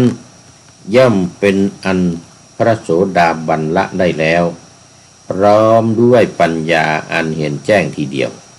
อันหนึ่งพระโสดาบันเหล่านั้นเป็นผู้พ้นแล้วจากอบายทั้งสี่ไม่กระทำอภิฐานหกแน่อภิฐานนี่ก็คือสิ่งที่ทำแล้วจะไปสู่นรกไปสู่นรกแม่เอ้ยสุติวงศ์โอ้แม่เอ้ยสุติวงศ์ตื่นแล้วโอ้สาธุสาธุ แม่เอ้ยสุติวงศ์ตื่นแล้วแต่อาตมายังไม่ได้นอน ยังไม่ได้หลับเพราะว่าตอนนี้กำลัง3 ทุ่มที่นี่ปกติก็นอนนู่นตี 1 ตี 2เขานอนตี 1 ตี 2ทุกวันตอนนี้กำลังพยายามปรับเวลาอยู่ปรับเวลาให้นอน3 ทุ่ม 4 ทุ่มแต่วันนี้ก็คงนอนดึกต้องนอนดึกเพราะว่ากำลังบันทึกรายการตุนแม่เอ้ยกำลังตุนวันที่5ที่15 16จะมีงานมาฆบูชารำลึกจัดการทำบุญสุนทานใส่บาตรฟังธรรมปฏิบัติธรรมเพราะนั้นจะไม่มีเวลาบันทึกรายการ3-4 รายการนะที่ตัวเนี้ยแม่เอ้ยกราบสาธุสาธุเจ้าสาธุท่านตรงนี้ต้องนอนดึกหน่อยนะวันนี้วันพรุ่งนี้นะวันมะรืนก็ไม่มีเวลาทำละ15 16นี่จะต้องเตรียมงานจัดงานตั้งแต่วันพรุ่งนี้เตรียมงานตั้งแต่วันพรุ่งนี้ไปอันนั้นตอนนี้ก็ตุน บันทึกรายการตุนไว้นะโมทนากับแม่เอ้ยสุติวงศ์เด้อตื่นมาแต่เช้าเอาละนะข้อนี้เป็นรัตนะอันประณีตในพระสงฆ์ด้วยสัจจะวาจานี้ขอความปลอดภัยจากสิ่งชั่วร้ายจงมีแก่ข้าพเจ้าอันนี้คือการประกาศตั้งแต่นี้แหละไปนี่ความเห็นผิดในกายก็คือสักกายทิฏฐิวิจิกิจฉาศีลพัตตปรมาสน์3 ข้อนี้นะพระอริยบุคคลระดับโสดาบันละได้หมดแล้วละได้หมดแล้วข้อนี้เป็นรัตนะอันประณีตในพระสงฆ์ด้วยสัจจะวาจานี้ขอความปลอดภัยจากสิ่งชั่วร้ายจงมีแก่ข้าพเจ้าด้วยเถิดอันนี้อบาย4อบาย4ภาวะหรือที่ปราศจากความสุขความเจริญประกอบด้วย1นิระยะนรกภาวะเร่าร้อนกระวนกระวาย2ติรัจฉานะโยนิกำเนิดในสัตว์ดิรัจฉานจำพวกมืดมัวโง่เขลาก็ทางนั้นแหละสัตว์ดิรัจฉานก็มันจะไม่มีความฉลาดหรอก3ปิติวิสัยแดนเปรตแดนเปรตภูมิของผู้หิวกระหายเปรตนี่คือหิวกระหายบางทีคอเท่ารูเข็มปากนี่ใหญ่หัวใหญ่แต่คอเล็กนิดเดียวเวลากินอาหารก็จะกินทีละนิดกลืนเข้าไป ก็จะกลืนอย่างเราเนี่ยทีละปั้นทีละช้อนอย่างเงี้ยมันไม่ได้รูคอมันเล็กเปรตประเภทเนี้ยนะเรียกปิติวิสัย4อสุรกายอันนี้คืออสูร พวกหวาดหวั่นไร้ความรื่นเริงอสุรแปลว่าไม่กล้าอันนั้นพวกอสูรเปรตพวกอสูรเนี่ยก็จะเป็นเปรตที่ไม่มีความรื่นเริงไม่มีความกล้าหาญไม่มีความอาจหาญอันนี้ก็เป็นอบายอบายสี่ต่อไป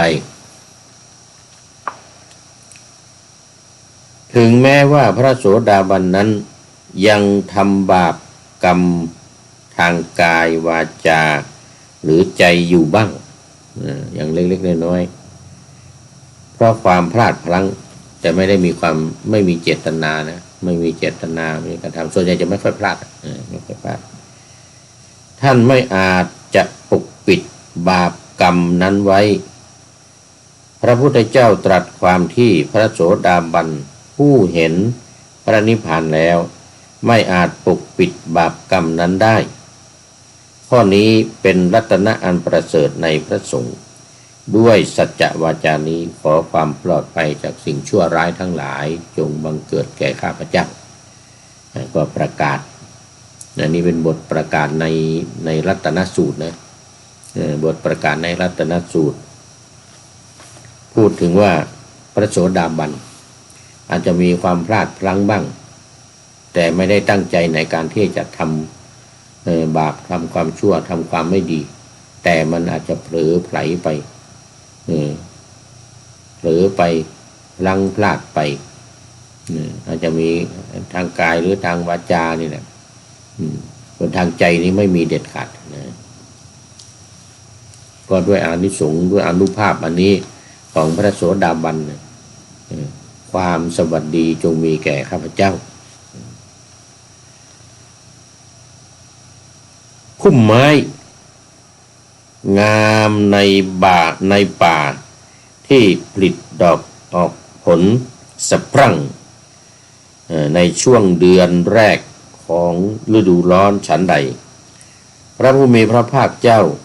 ได้แสดงธรรมอันประเสริฐให้ถึงพระนิพพานเพื่อประโยชน์อย่างยิ่งแก่สัตว์ทั้งหลาย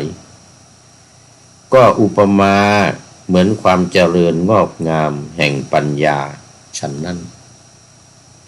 ข้อนี้เป็นรัตนะอันประณีตในพระพุทธเจ้า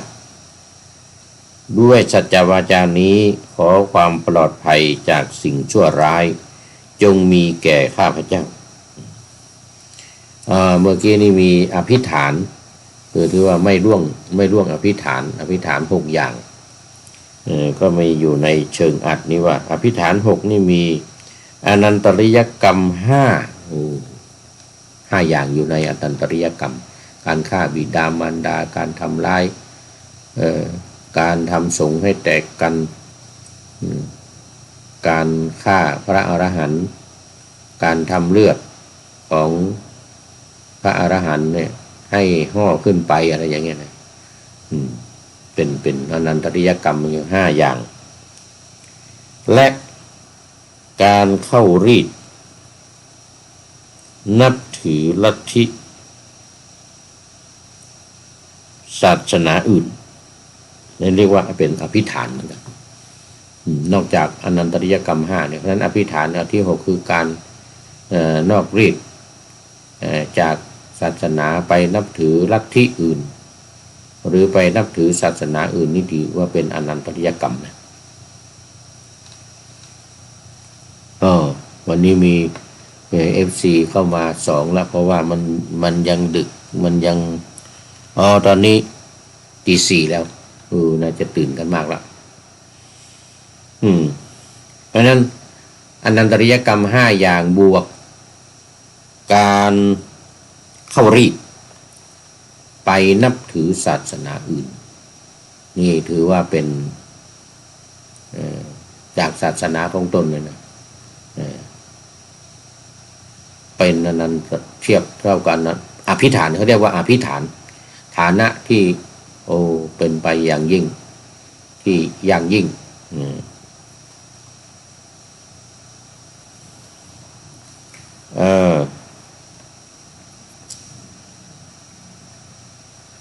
เมื่อตายเดี๋ยวก่อนอนันตริยกรรม5คือกรรมที่หนักมากหากได้กระทำไปแล้วเมื่อตายไปย่อมนำไปสู่นรกเท่านั้นโดยที่ไม่สามารถแก้ไขได้ไม่สามารถที่จะแก้ไขได้ในปัจจุบันประกอบด้วย 1. ฆ่ามารดา 2. ฆ่าบิดา 3. ฆ่าพระอรหันต์ 4. ทำร้ายพระพุทธเจ้าถึงขั้นพระโลหิตห่อและ 5. ทำสงฆ์ให้แตกกันเราเรียกว่าสังฆเพศนะเรียกว่าสังฆเพศการทำสงฆ์ให้แตกกันนี่ถือว่าเป็นบาปหนักตายไปตกนรกอย่างเดียว พระพุทธเจ้าผู้ประเสริฐทรงรู้ธรรมอันประเสริฐประทานธรรมอันประเสริฐทรงนำมาซึ่งธรรมอันประเสริฐทรงเป็นผู้ยอดเยี่ยมได้ทรงแสดงธรรมอันประเสริฐข้อนี้เป็นรัตนะอันประณีตในพระพุทธเจ้าด้วยสัจจวาจานี้ขอความปลอดภัยจากสิ่งชั่วร้ายจงมีแก่ข้าพเจ้าอันนี้ก็เป็นอีกบทหนึ่งในการประกาศรัตนสูตรกรรมเก่าของพระอรหันต์เหล่าใดสิ้นแล้วกรรม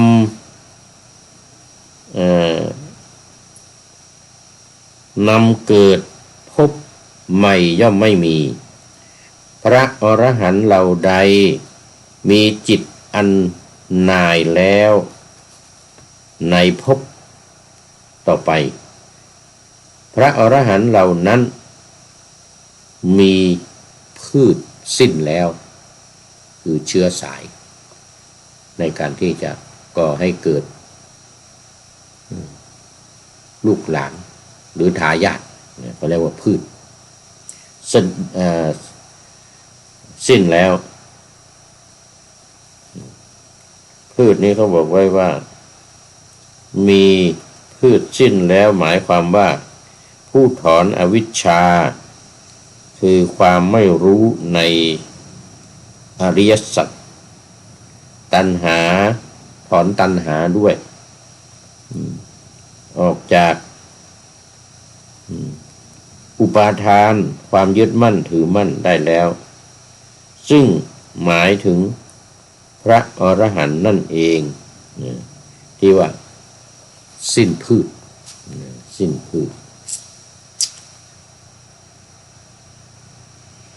มีความพอใจงอกไม่ได้แล้วเป็นผู้มีปัญญาย่อมปรินิพพานดับสนิทเหมือนดวงประทีปฉันนั้นตอนนี้เข้ามาอีกท่านหนึ่งขอต้อนรับวัดหนองหูช้างโอ้สาธุวัดหนองหูช้างมาแล้วว่าจะเข้าไปดูโปรไฟล์ยังไม่ได้ไปดู วัดหนองหูช้างนี่นะโอ้สาธุขอบคุณมากนี่ตื่นแล้วตี 4ก็ทำวัดสวดมนต์ต่อไปนะครับขอบคุณมากที่เข้ามาให้กำลังใจในตอนดึกอย่างนี้ผู้พูดยังไม่ได้หลับ ยังไม่นอนตี 1 ตี 2นู่นในเมืองไทยก็6 โมงเช้า7 โมง 8 โมงเลยนะ7 โมง 8 โมงครับผมวัดหนองหูช้างขอบคุณมาก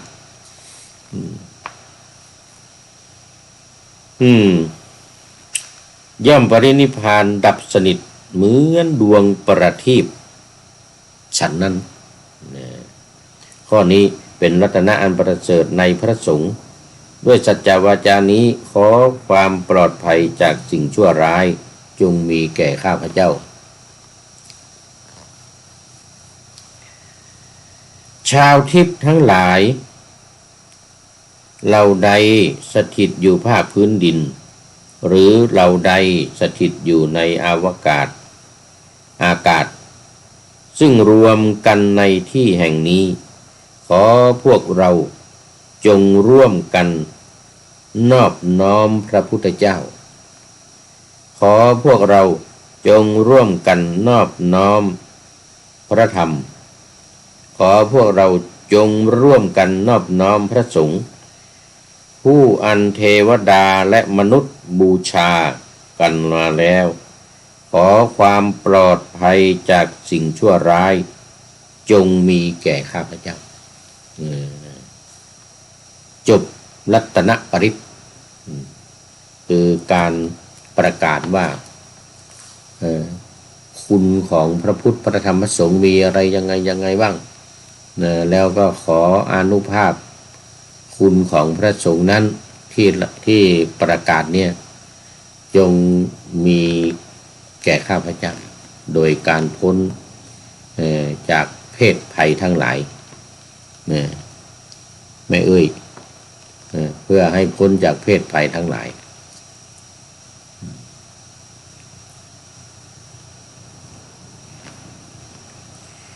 วันนี้จบพระปริตมีหมายเหตุนิดหน่อยหากประกาศเพื่อผู้อื่นคำว่าข้าพเจ้าให้เปลี่ยนเป็นชื่อนามสกุลของผู้อื่นที่ต้องการจะประกาศให้นี่มีกรณีเราจะประกาศให้ผู้อื่นเช่นเป็นพ่อเป็นแม่ปู่ย่าตายายเราก็บ่งชื่อเลยบ่งชื่อผู้นั้นว่าข้อนี้เป็นรัตนะอันประณีตในพระสงฆ์ด้วยสัจจะวาจานี้ขอความปลอดภัยจากสิ่งชั่วร้ายจงมีแก่พ่อหรือแม่หรือชื่ออะไรก็บ่งชื่อไปเลยบ่งชื่อไปเลยเป็นลูกเป็นหลานหรือเป็นพี่เป็นน้องเป็นปู่ป้าน้าอาที่ล่วงลับดับขันไปแล้วหรือยังมีชีวิตอยู่ก็ตามอันนั้นการประกาศเนี่ยในการที่จะให้อยู่รอดปลอดภัยพ้นจากอันตรายใดๆเนี่ยยังมีชีวิตอยู่แม้เราเองเนี่ยเราแผ่เราเองเราก็มีชีวิตอยู่แผ่ให้คนอื่นปู่ย่าตายายหรือพ่อแม่ลูกหลานญาติสนิทมิตรสหายหรือเพื่อนกันเนี่ยเราจะแผ่ไปให้เราจะประกาศอานุภาพของพระรัตนตรัยของบทสวดพระปริตที่สวดเนี่ยไปให้เขาเหล่านั้นได้นะโดยการประกาศแบบนี้ขันธปริตเมื่อต้องการประกาศรัตนปริตมากกว่า1จบครั้งต่อไปให้เริ่มประกาศตั้งแต่คำว่าทรัพย์เครื่องปลื้มใจมันจะมีอยู่ว่าทรัพย์เครื่องปลื้มใจในสวรรค์หรือในมนุษย์หรือในโลกทั้งหลายที่จะเทียบเท่ากับพระตถาคตไม่มีในโลกนี้พระตถาคตเป็นหนึ่งเป็นยอดเป็นเยี่ยมของแก้วทั้งหลายที่เราเรียกกันว่ารัตนะคือพระพุทธพระธรรมพระสงฆ์เนี่ยเป็นรัตนะอันยอดเยี่ยมสุดยอดยอดเยี่ยมและสุดยอดเอาละวันนี้หมดเวลาแม่เอ้ยสุติวงศ์เข้ามาอีกครั้งหนึ่งเป็นท่านสุดท้ายไปเข้ามาอีกทีหนึ่งแล้วก็เมื่อกี้นี่วัดหนองหูช้างด้วยเข้าสู่เส้นชัยของรายการในวันนี้ขอโมทนาขอบคุณเป็นอย่างยิ่งโมทนาขอบคุณเป็นอย่างยิ่งก็จะต้องได้ขอนำรายการนาวาวังทองจากท่านผู้ฟังไปขอนำนาวาวังทองไปก่อนแล้วจะย้อนมาใหม่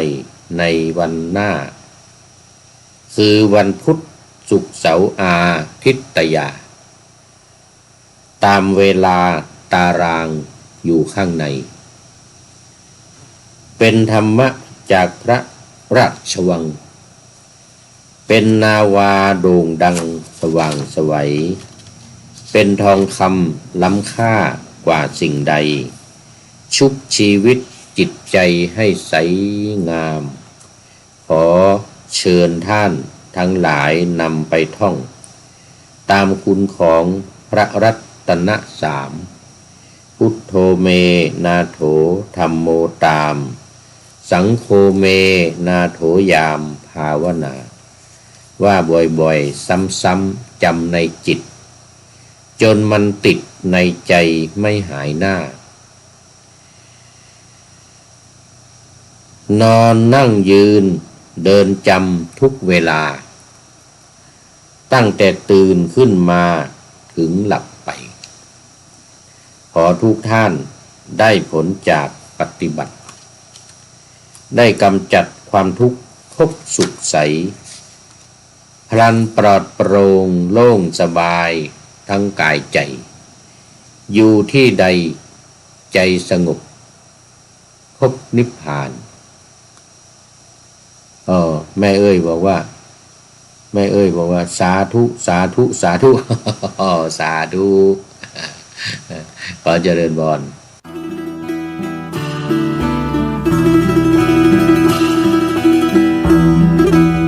เปลวเทียนให้แสง